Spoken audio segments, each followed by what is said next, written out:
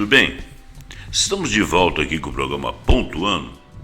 Eu fiz uma pesquisa aqui entre vários portais e sites, inclusive da inteligência artificial, com relação às perspectivas das novas gerações, principalmente as gerações de 1980 para cá, aquelas que são chamadas de Y ou Millennials e a geração Z, para saber o impacto das novas políticas econômicas, principalmente as do neoliberalismo, que aqui no mundo ocidental campeiam em vários países, inclusive e principalmente aqui no Brasil. Qual que é o impacto dessas políticas nos sonhos dessas gerações, das gerações mais atuais, com relação ao seu futuro, né? Maturidade e velhice. Então, mas eu não quis saber apenas o que nós podemos saber a respeito dessas populações, ou melhor, dessas gerações, única e exclusivamente com relação à questão brasileira. Eu quis dar uma navegada com relação àquilo que seria também outros lugares do mundo, né? Essas mesmas gerações em relação às políticas econômicas que campeiam pelo mundo afora para gerações de outros países. Entre outras coisas, não apenas as questões econômicas, mas a forma como se tem existido realmente, como se tem realmente vivido e quais são as expectativas. Então nós vamos começar assim. No Brasil, as gerações que nasceram a partir dos anos de 1980, incluindo aqueles que são os millennials, entre 81 e 96, e a geração Z, que são os nascidos a partir de 97, por aí, enfrentam desafios profundos para alcançar conquistas que eram consideradas praticamente garantidas por seus pais e os seus avós, como, por exemplo, ter uma casa própria, chegar a uma aposentadoria confortável, obter empregos estáveis, bem remunerados e formar uma família com casamentos e filhos. Isso aí seria a tradição. Essa mudança de realidade, mais do que de mentalidade, nós não estamos falando de mudança de mentalidade, nós estamos falando de mudança de realidade factual, ela está intimamente ligada às transformações econômicas, políticas e sociais pelas quais o país passou, especialmente a partir da década de 1990, quando o Brasil adotou políticas neoliberais que reconfiguraram a estrutura do Estado, do mercado de trabalho e da economia como um todo. Vou lembrar que em 1990 foi eleito Fernando Collor de Mello, já com a política declaradamente liberal ou neoliberal, e passamos pelo Itamar Franco, que não modificou essa configuração, e o próprio Itamar ajudou a eleger o Fernando Henrique Cardoso, que foi um neoliberal mor, que colocou em prática a política da dependência, de um capitalismo dependente do capitalismo internacional. E com isso nós passamos por uma incrível desindustrialização. Mas também, antes disso, nós já havíamos tido a década perdida, de 1980 a 1990, e nessa década perdida, nós perdemos muitas indústrias e não houve quase nenhum tipo de investimento, porque o Brasil estava muito endividado, chegou às questões de moratória com o FMI, e isso aí continuou depois nos governos liberais, neoliberais, e depois caiu no governo do que é hoje o atual presidente e que fez 2 mandatos, que é o Luiz Inácio Lula da Silva, que não mudou, vamos dizer assim, substancialmente esse contexto, embora tenha trabalhado mais em termos de sociedade, em políticas sociais, mas as políticas econômicas não foram altamente transformadoras, porque elas não mexeram no cerne da questão. Eu não vou entrar muito por esse detalhe, porque não é o objetivo aqui. Eu vou continuar lendo e também porque eu precisaria de fazer uma pesquisa com mais dados para não citar nada errado. Bom, vamos ver qual era o contexto histórico. Tinha havido um milagre econômico. E do milagre econômico nós somos ao liberalismo. Então nós estamos falando da década de 70, onde aconteceu o milagre econômico, os governos ainda eram governos dos militares e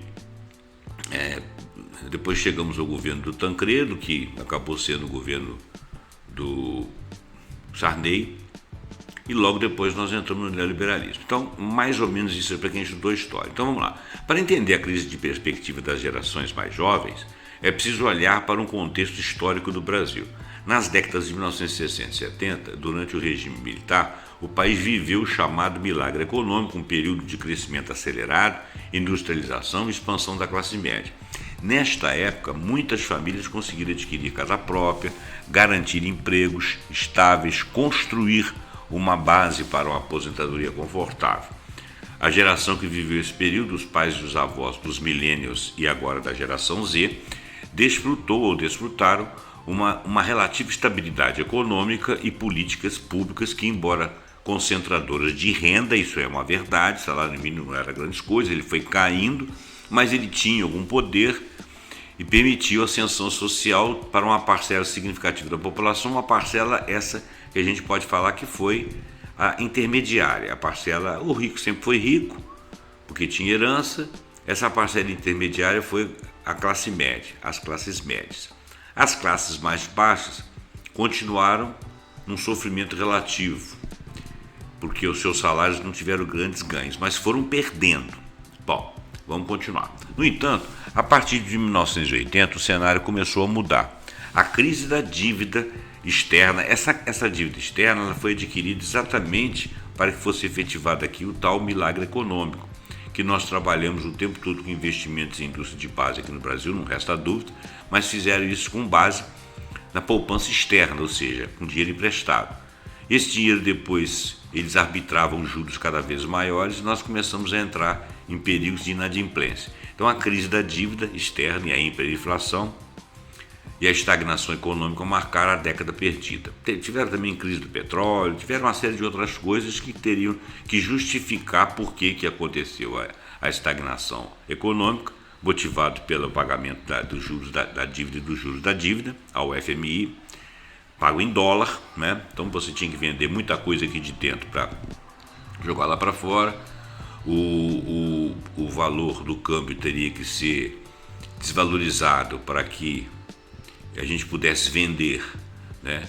E quando você desvaloriza, ao mesmo tempo aumenta a sua dívida e é mais difícil de você pagar as coisas. Quer dizer, muito complicado essa amarração aí.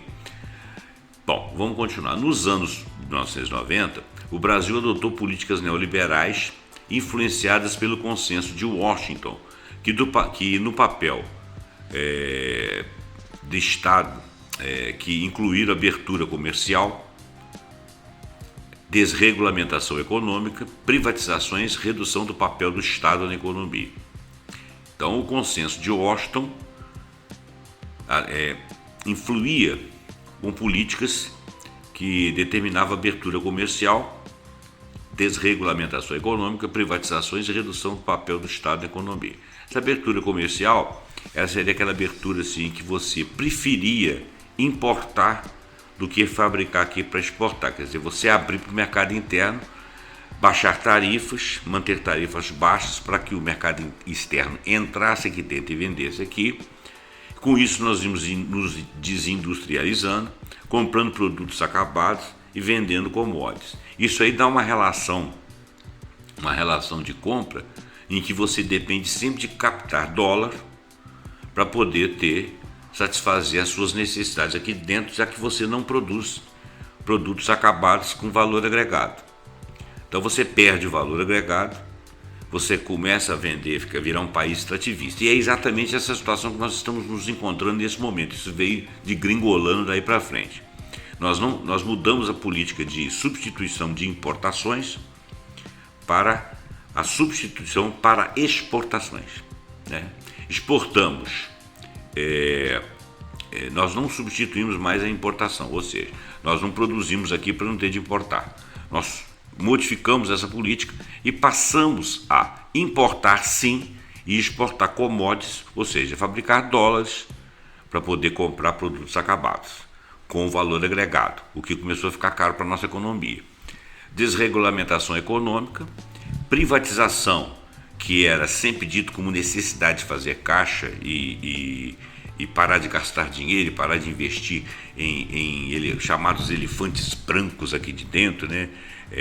Companhias de energia, companhias de eletricidade, companhias ligadas à telefonia, e tudo isso foi feito. E redução do papel do Estado da economia, ou seja, o Estado de bem-estar social, aquele Estado que dá uma assistência. Esse Estado fica reduzido porque ele não pode ser um Estado gastador. Gastador é pegar o valor que você tem no seu orçamento, que é controlado, que é conseguido em mais de 58% com imposto sobre consumo, ou seja, e a maioria que paga do consumo, a maioria é o pobre. Então o grosso do valor do orçamento, esse 58%, tem origem nos pobres, nos mais pobres, mas o Estado pega esse valor, faz o pagamento das dívidas, tanto interna quanto externa na época, e programas sociais ficam estagnados, porque você não pode gastar demais tendo dívida. Essa que é a ideia neoliberal. Então o Estado fica reduzido, né? E aí assim que foi feita a desregulamentação econômica, modificação do status quo das empresas públicas e a redução do Estado, do papel do Estado na nossa economia para ajudar os mais necessitados, inclusive saúde, educação e etc. Bom, agora, casa própria. Para gerações anteriores, a casa própria era um símbolo de estabilidade e sucesso. Todo mundo queria alcançar a casa própria. Muitas vezes alcançado por meio de programas habitacionais, financiamentos acessíveis. Eles não eram tão acessíveis assim não, mas era o financiamento. Pelo menos tinha-se a ideia de que aquilo tinha que caber no bolso do cara, senão os bancos não podiam financiar. Mas a gente pagava muito caro esses financiamentos. No entanto, para os brasileiros que nasceram a partir de 1980, esse sonho tornou-se cada vez mais difícil de realizar. O que acontecia? Para gerações anteriores, antes de 1980, que seriam os pais, os avós do pessoal atual, eles tinham financiamento. Eles tinham que trabalhar um tempo para poder ter uma quantidade suficiente para dar de entrada e financiar o restante. Era mais ou menos em torno de 20%. Normalmente, essa família fazia em 10, 15 anos um caixa, ele conseguia entrar nesse financiamento e pagava a coisa um pouco além daquilo que seria um aluguel que ele pagasse, de uma casa que ele morasse, mas ele sempre falava assim: estou pagando o que é meu. E ficava pagando aquele troço ali 20 e poucos anos, 30 anos. Não chegava a ser muita vantagem, porque se você não conseguisse pagar, aí é leilão. Porém, você, de qualquer forma, aquele pagamento que você estava fazendo ia ter um dia que você ia ficar dono do imóvel, né? E você não corria o risco de alguém te pedir o apartamento eventualmente. Então você estava pagando praticamente um aluguel para aquilo que era seu, mas que estava se tornando seu a cada dia. Não era o melhor investimento do mundo, não era a melhor coisa do mundo, mas era um sonho que estava se realizando ao longo dos anos com algum tipo de estabilidade. Mas o cara podia contar que ele tinha um emprego, ele tinha feito um caixa, ele conseguia pagar aquele financiamento, por mais que aquele apertasse na forma de uma coisa um pouco mais salgada que um aluguel. Alguns financiamentos eram feitos de forma que ia havendo uma redução das prestações, e quando ele chegava lá no final, quando ele já estava ficando mais velhinho, ele conseguia finalizar o pagamento. E pronto, ele era dono, e aquilo ali era uma propriedade dele, e ele ficava ali morando muito tempo, o que dava uma estabilidade. Então olha bem, ele tinha duas estabilidades. Primeiro, ninguém ia pedir o apartamento para ele. Segundo, ele tinha um emprego, ele podia continuar pagando aquilo. Um dia ele ia ser dono, então a vida dele ia assim, de uma maneira assim, menos só alavancada. Isso não acontece mais agora. Então, se não era o melhor dos mundos, mas havia algum tipo de estabilidade, né? Hoje não acontece isso, né? Os brasileiros que nasceram a partir dos anos 1980, esse sonho é difícil de realizar. O aumento do preço dos imóveis, especialmente nas cidades grandes, combinado com a estagnação de salários e endividamento das famílias, criou um abismo entre a renda disponível e o custo da moradia. Isso tem acontecido, de fato. Além disso, as políticas habitacionais recentes, como o programa Minha Casa Minha Vida, eles têm beneficiado, sim, milhões de famílias. mas eles não foram o suficiente para atender a uma demanda crescente, especialmente nas regiões metropolitanas. Outra coisa, o programa Minha Casa Minha Vida, ele não ajudou exatamente a classe média. A classe média não queria aquele padrão, ela não quer aquele padrão de casa. Aquelas casas, embora elas não sejam pessimamente construídas, mas elas são casas simples em lugares mais afastados. A classe média ficou sem acesso a isso aí. A classe média ficou empobrecida. A classe média costuma ser o esteio dos regimes. Quando ela está insatisfeita, todos os regimes ficam caminhando em areia movediça. E ela está algo insatisfeita. Isso está refletindo na nossa política. Isso também é um outro assunto que eu não vou aprofundar aqui agora, não. Então, o programa Minha Casa Minha Vida, ele ajudou algumas pessoas, mas ele não ajudou razoavelmente, por exemplo, a classe média, talvez um pouco a classe média baixa, mas não foi muito satisfatório. Muitos jovens acabam presos em um ciclo infindável de aluguel caro, às vezes na dependência da família, sem perspectivas de adquirir de fato um imóvel, sem ter como provar renda para conseguir o imóvel, sem ter como acumular a entrada do imóvel para que ele tenha um imóvel próprio. A especulação imobiliária hoje é muito maior, a concentração de terras nas mãos de poucos agravaram ainda mais esse problema, tornando a casa própria um privilégio de uma minoria. Então nós regredimos no tempo. O que será da aposentadoria? Isso está ficando vergonhoso. A aposentadoria confortável, que era uma realidade para muitas famílias nas gerações anteriores, também está ameaçada para os brasileiros mais jovens. As reformas, a chamada reforma da Previdência, realizada nos últimos anos, especialmente a reforma de 2019, aumentaram a idade mínima para a aposentadoria, reduziram os benefícios, tornando-os mais difíceis para os trabalhadores atuais e para garantir uma renda digna na velhice. A aposentadoria anterior, ela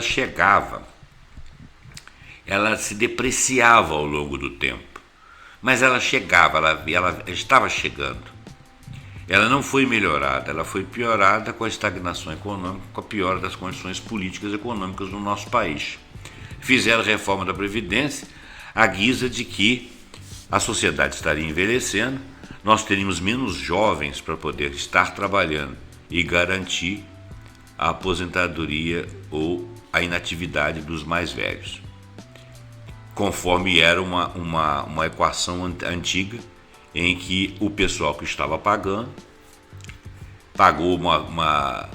tinha muito mais jovens trabalhando e muito menos pessoas aposentando. Depois a sociedade foi envelhecendo, a quantidade de jovens diminuiu e como havia uma inversão, ou seja, nós poderíamos chegar à situação em que tinham velhos demais a ser inativos demais a serem garantidos por não muitos mais jovens pagando, que antes era só a gente pagando e poucos se aposentando. Depois começaram a se aposentar. Depois começou a população de jovens não foi aumentando. Nós perdemos o boom, né? Nós perdemos aquele tanto a mais de pessoas jovens que poderiam ter sido muito bem educadas, feito um boom econômico em função do aprendizado desse pessoal, industrializado e tal. Então nós teríamos uma capacidade de trabalho grande, embora a população dos mais velhos fosse ficando maior, mas você tinha a pujança dos mais jovens enquanto tínhamos feito uma poupança, né, para o futuro e inclusive para eles próprios. Isso não aconteceu porque nós perdemos o boom com a desindustrialização e a estagnação econômica. Perdemos a chamada década perdida, e depois os modelos neoliberais. Enquanto isso, essa população foi envelhecendo e aqueles que conseguiram aposentar começaram a perder valor de suas aposentadorias, e hoje está difícil. Fizeram a reforma da Previdência. Agora, tem um detalhe que quase ninguém comenta: a Constituição de 1988 foi colocado nela que os aportes para a aposentadoria não dependeriam claro, isso nunca dependeu, mas não dependeriam fortemente daqueles que estivessem na ativa pagando para os inativos. Tinham 4 aportes. O pagamento do ativo até ter o direito lá como inativo era um deles. o outro eram loterias, o outro era um serviço de quaisquer natureza e o quarto era de exportações. Então, quando você diz lá na frente que a quantidade de pessoas ativas está cada vez menor e por isso nós não vamos conseguir um valor de aposentadoria e começou a retardar a aposentadoria e a baixar valores, o que você está fazendo é uma covardia. Porque na realidade foi a estagnação econômica, a má política econômica, o endividamento, a desindustrialização é que dificultaram que lá na frente as pessoas pudessem se aposentar. Então decorre da má administração, do modelo neoliberal, do endividamento, depois do modelo neoliberal, é que decorre que a economia, as privatizações principalmente, que foram privatizadas companhias que davam muito lucro, inclusive continuaram privatizando a partir de 2016 para cá. Então, quer dizer, o Estado tem pouca captação. Temos um modelo neoliberal, em que o Estado participa pouco, retém pouco para si. Agora temos o advento da dívida pública, juros altos, câmbio flutuante. Olha bem, nós tínhamos o tempo todo motivos para naufragar. A reforma da Previdência foi feita em decorrência não exatamente do envelhecimento da população, que ele realmente está acontecendo, mas é porque não houve um trabalho de base para manter essa economia para poder pagar, que era uma coisa programada desde 1988. Nós estamos tirando substância daquilo que eram os quartos que eram 4 aportes, né? Pelo menos nós tiramos substâncias dos 3 aportes. E como o 4º aporte, que era o pagamento do ativa, começou a diminuir porque tinham mais velhos que nós, eles falaram que era só esse o problema. Esse não era apenas o problema. Mas isso não está acontecendo só aqui no Brasil, não. Essa mesma desculpa está sendo dada em outros lugares. Vamos continuar aqui. A precarização do trabalho. Com o aumento do trabalho informal e autônomo e em plataformas digitais, significa que muitos jovens não contribuem regularmente com a Previdência Social. A responsabilidade de poupar para ter uma aposentadoria recai quase que inteiramente sobre os indivíduos. O camarada mal tem para comer, como é que ele vai fazer para poupar, para pagar a aposentadoria? Ele raciocina que vai trabalhar o resto da vida e mais 6 meses. A responsabilidade de poupar para a aposentadoria recai inteiramente sobre cada indivíduo, muitos dos quais já lutam para cobrir despesas básicas no presente, acabei de falar. Como resultado, a perspectiva de uma aposentadoria tranquila parece cada vez mais distante, levando muitos a questionar se conseguirão um dia parar de trabalhar completamente na velhice. Empregos estáveis, bem remunerados. Ora, o que nós vivemos é a precariedade do mercado de trabalho. O trabalhador está precarizado e o mercado também. O mercado de trabalho brasileiro mudou drasticamente desde os anos de 1980. Enquanto as gerações anteriores podiam contar com empregos formais, estáveis, com benefícios, os millennials e a geração Z enfrentam um cenário de precariedade e incerteza. A taxa de desemprego no Brasil tem sido presentemente alta, especialmente entre jovens, e muitos empregos disponíveis são informais, temporários ou mal remunerados.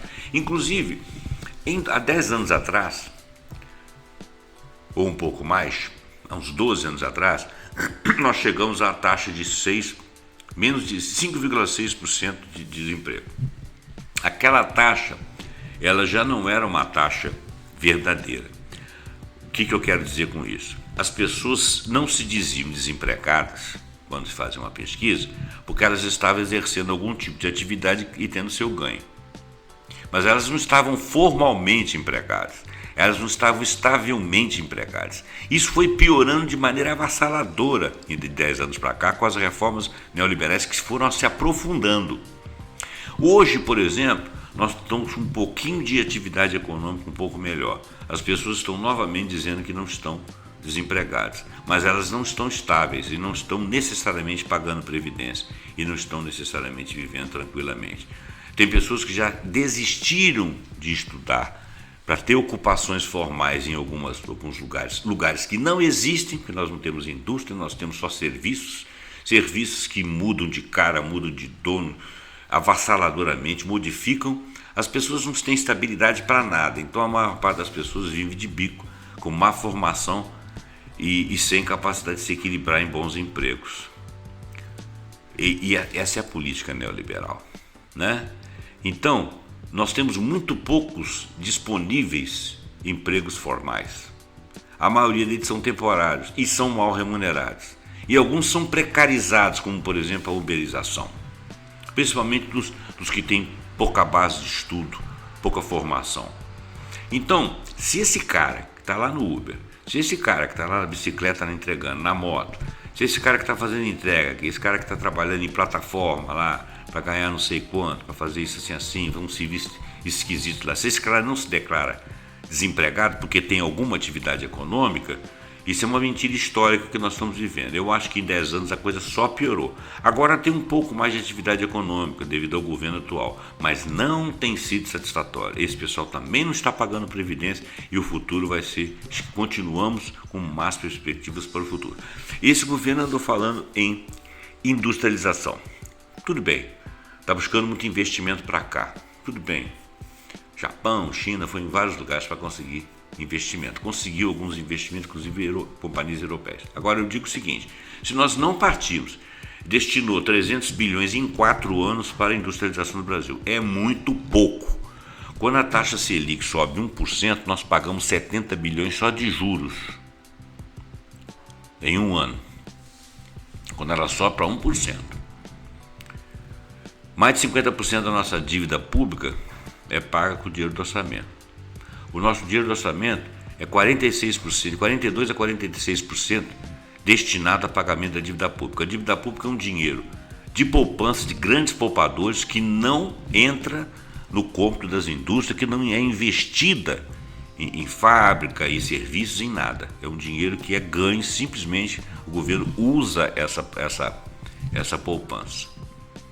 E para remunerar as poupanças dos grandes poupadores e dos pequenos, muito mais dos grandes. Então, o resto é o orçamento para a gente governar o país. É muito complicado isso tudo.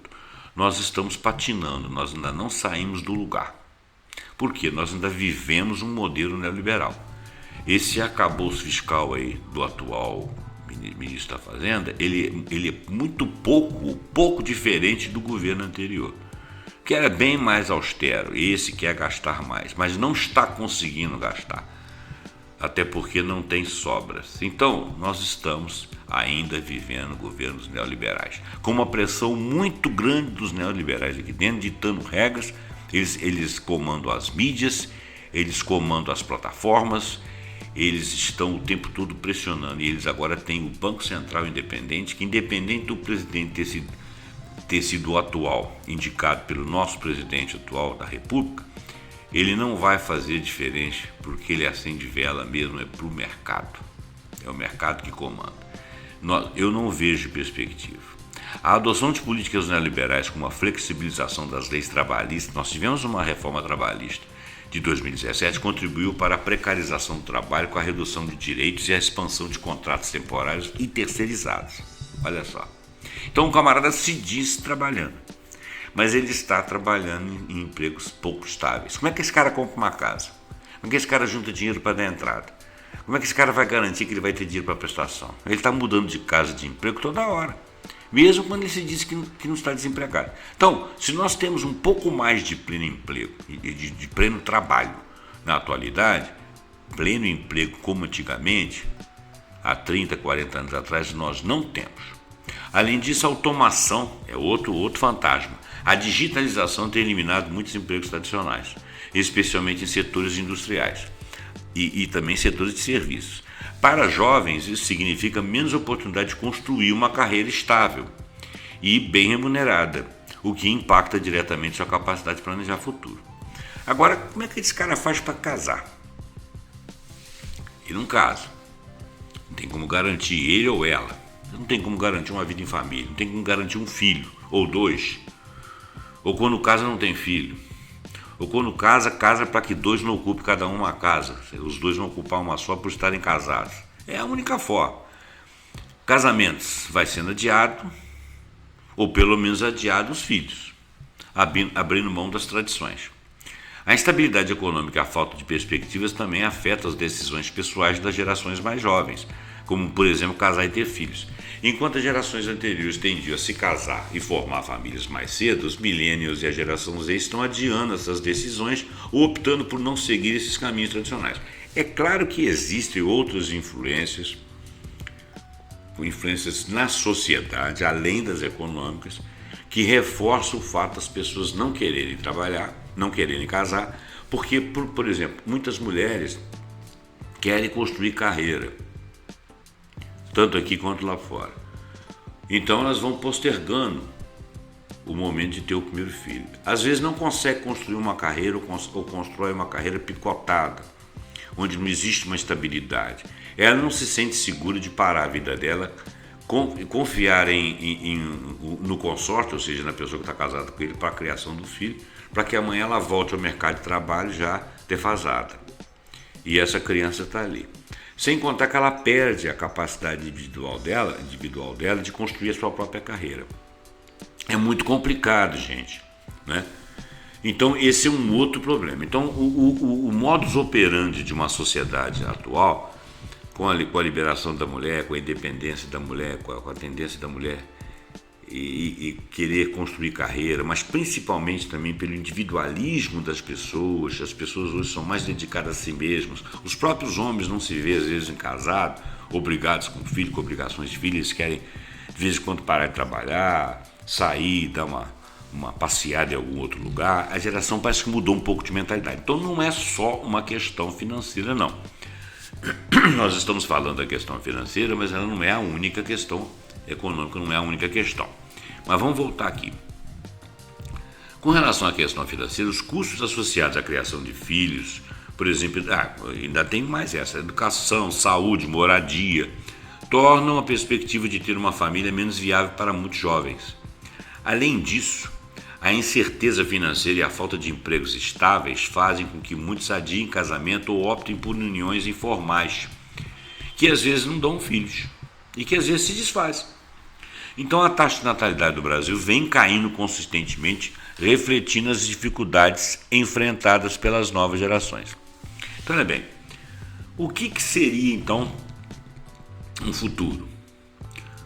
Ora, numa conclusão, nós teríamos um futuro a ser reconstruído.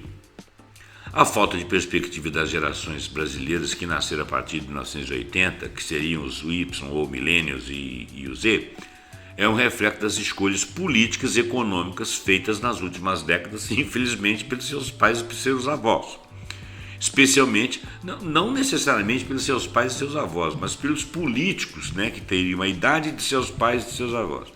E especialmente a adoção de políticas neoliberais que priorizaram o mercado, sim, o ganho do mercado, as poupanças internas, a dívida pública, em detrimento do bem-estar social. Enquanto as gerações anteriores puderam desfrutar de uma relativa estabilidade e ascensão social, os milênios da geração Z enfrentam um cenário de incerteza, precariedade e desigualdade. Bom, nesse estudo que eu fiz aqui, ele dá um final otimista, que eu vou ler, mas eu não acredito. No entanto, essa geração também é marcada por uma resiliência e uma capacidade de adaptação notáveis. Olha, não resta dúvida, mas o negócio não é você ser adaptável, o negócio é você, não é só você ser resiliente e adaptável, o negócio é você conseguir romper, porque nós temos capacidade e competência para romper e já o provamos, mas preciso de políticas, preciso de lideranças, preciso de seriedade, preciso de mudar o modelo econômico. Não basta só você ficar lutando no seu dia a dia do jeito que eles estão lutando. Eles são resilientes? São. Eles são competentes? São. Eles têm capacidade de adaptação? Sim. Eles querem mudar alguma coisa? Estão mudando porque são gerações novas? Sim. Mas isso está se refletindo numa melhora do país, porque nós temos um balaio de oportunidades aqui dentro. É só ser bem pensado. Nós somos um país muito rico e nós temos centros de excelências. Nós perdemos alguma coisa, mas não perdemos tudo, nós não perdemos centros de excelência. Então, diante desse desafio, muitos jovens estão redefinindo o que significa ter uma vida plena e satisfatória. Sim, mas isso é filosófico. Eu estou falando de terra a terra, buscando novas formas de realização pessoal e profissional. E isso é bonito, é filosófico, mas eu estou falando de terra a terra, estou falando de alavancagem. Eu estou falando Eu não quero ler isso aqui, que é um esforçozinho bacana para dizer que não, que eles são muito legais, que eles são bonitinhos, que eles vão fazer. Sim, claro, eles são lindos, mas eu quero saber se eles conseguem romper. Eu não vou acabar de ler, porque tudo agora vai nessa base aí do discurso do coach, né? Você pode, se você quer, e parará. Eu não acredito em nada disso, não gosto disso. Bom, falta de perspectiva das gerações milênios Z diante de um futuro incerto no mundo. Olha bem, as gerações mais jovens representadas pelos milênios, nascidos em 81 e 86, e esse já sabe, né? Enfrentam desafios sem precedentes quando comparados às gerações anteriores, que são chamados Baby Bloomers, os nascidos entre 46 e 64, da qual eu faço parte. Geração X, nascida de 65 até 80. A realização de sonhos que antes eram considerados básicos, de casa própria, garantir aposentadoria confortável, desfrutar de empregos estáveis, casar, formar família, parece cada vez mais distante para muitos jovens. O sonho da casa própria continua sendo distante no mundo, não é só aqui. Uma das conquistas mais emblemáticas das gerações anteriores foi a aquisição da casa própria. Os baby bloomers, até a geração X, compravam um imóvel. Era um objetivo alcançável, talvez menos no Brasil e mais em outros lugares do mundo, principalmente Europa, Estados Unidos. Muitas vezes, os Estados Unidos caiu até mais do que nós. Muitas vezes realizado antes dos 30 anos, exatamente. No entanto, para millennials e a geração Z, essa realidade está sendo diferente. O aumento exponencial de preço de imóveis, combinado com estagnação de salários, precarização do trabalho, tornou a compra de uma casa um desafio. Em muitos países, jovens enfrentam a combinação de fatores adversos, altas taxas de desemprego ou de subemprego, dívidas estudantis significativas, especialmente nos Estados Unidos, em que o cara faz um esforço muito grande às famílias para poderem pagar as universidades, os estudos fundamentais e as universidades. E uma crescente desigualdade econômica, de regiões para regiões, de pessoas para pessoas. Além disso, a especulação imobiliária e a concentração de propriedade nas mãos de investidores e corporações tem limitado acesso a moradias e mantido os preços inacessíveis. Como resultado, muitos milênios e membros da geração Z são forçados a adiar o sonho da casa própria ou aceitar que nunca vão realizá-lo. Então optam por um aluguel ou coabitação com familiares por períodos prolongados ou até coabitação com pessoas, né? A aposentadoria é outro pilar de estabilidade financeira que parece estar desintegrado ou desintegrando para as novas gerações. Olha bem, nós estamos falando de mundo, não estamos falando de Brasil. Então a política neoliberal, onde ela acontece, ela promove isso. Enquanto os baby boomers e a geração X puderam contar com sistemas de previdência social mais robustos e planos de pensão oferecidos por empregadores, os milênios e a geração Z enfrentam um cenário muito mais incerto. Por quê? Houve uma modificação na forma do trabalho, uma modificação inclusive nos empregadores. Hoje em dia você vê a China como fábrica do mundo. Todos os outros países estão comprando da China. Isso significa que eles estão desindustrializados, né? Então eles enfrentam um cenário diferente. A sustentabilidade dos sistemas de previdência pública está em xeque. Você está vendo reforma da Previdência, que é um modelo de neoliberalismo, em muitos países, inclusive houve na França com protestos, mas eles conseguiram impor essa reforma lá. A sustentabilidade do sistema de previdência está em xeque com o envelhecimento da população. Isso aí é fato, principalmente porque o modelo deles de previdenciário é diferente do nosso. O nosso modelo aqui, eu disse que contava com 4 aportes, lá a coisa é diferente, né? Eles contam mesmo com a poupança que o próprio cara faz, mas os salários têm caído e eles têm perdido emprego e têm tido menos emprego informal. O mundo neoliberal está degringolando. A sustentabilidade do sistema de previdência pública está em xeque.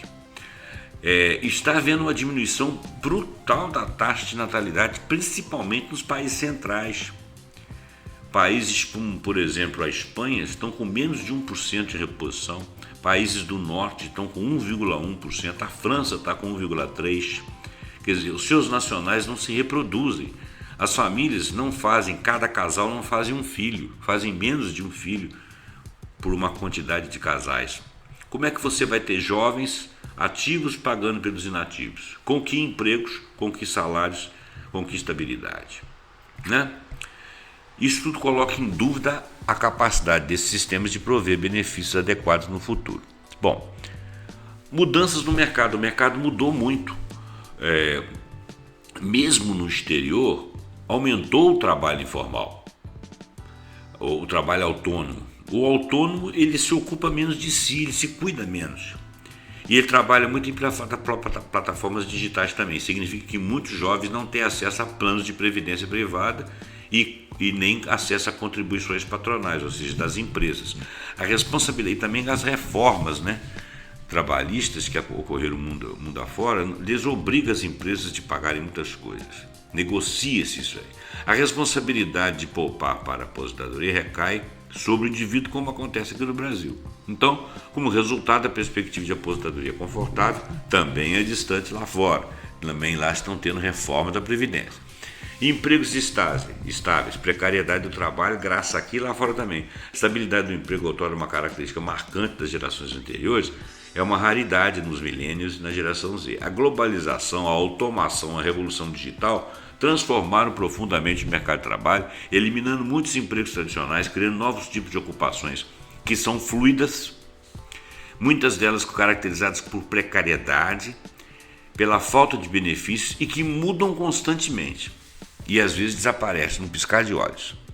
A ascensão da gig economy, que já é chamada economia de bicos, das plataformas digitais como Uber, Airbnb, aplicativos de entrega, trouxe flexibilidade e instabilidade principalmente.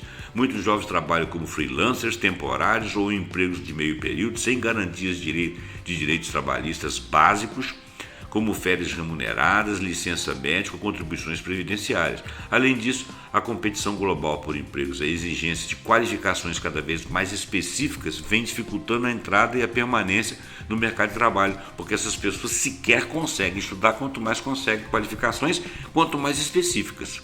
Então a precariedade está graçando. O mundo não está indo bem.